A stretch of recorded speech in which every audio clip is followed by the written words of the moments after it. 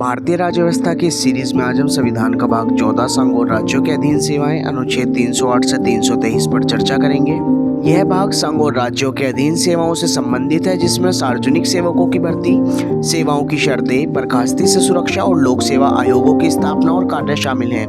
अनुच्छेद 308 एक व्याख्यात्मक अनुच्छेद है जो भारतीय संविधान के भाग 14 के तहत राज्य शब्द की परिभाषा बताता है। अनुच्छेद 309 संघ और राज्य स्तर पर सार्वजनिक सेवाओं और पदों पर नियुक्ति, भर्ती, सेवाओं की शर्तों को विनियमित करने के लिए विधायी निकायों को कानून बनाने का अधिकार देता है। साथ ही राष्ट्रपति या राज्यपाल द्वारा नियम बनाने की अनुमति भी देता है। अनुच्छेद 310 कार्यपालिका को बिना किसी निश्चित कार्यकाल के अपनी इच्छा के सिद्धांत के आधार पर सिविल सेवकों को बर्खास्त करने की शक्ति प्रदान करता है। अनुच्छेद 311 संघ या राज्य के अधीन काम करने वाले सिविल सेवकों को मनमाने ढंग से बर्खास्ती, पद से हटाने या पद में पदोन्नति से बचाता है। अनुच्छेद 312 एक या एक से अधिक अखिल भारतीय सेवाओं के सृजन का प्रावधान है। अनुच्छेद 313 एक संक्रमणकालीन प्रावधान है जो यह गारंटी देता है कि संविधान लागू होने से ठीक पहले मौजूदा सभी कानून और सार्वजनिक सेवाएं तब तक लागू होंगे तक नए संविधान के तहत अन्य कोई प्रावधान शामिल न हो।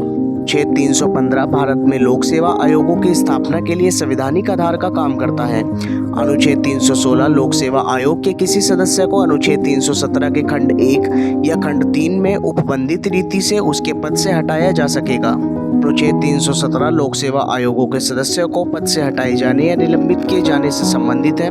राष्ट्रपति किसी सदस्य को तभी हटा सकते हैं जब उच्चतम न्यायालय द्वारा जांच करने और यह रिपोर्ट देने के बाद ही ऐसे सदस्य को हटाया जाएगा। अनुच्छेद 318 राष्ट्रपति और राज्यपाल को आयोगों के सदस्यों और कर्मचारियों की संख्या निर्धारित करने और उनकी सेवाओं की शर्तों को विनियमित करने की शक्ति है। अनुच्छेद 319 संघ लोक सेवा आयोग या राज्य लोक सेवा आयोगों के सदस्यों के सेवानिवृत्ति के बाद सरकारी नौकरी पाने पर प्रतिषेध से संबंधित है। अनुच्छेद 320 लोक सेवा आयोगों के कर्तव्यों और कार्यों से संबंधित है, जैसे परीक्षाएं आयोजित कराना।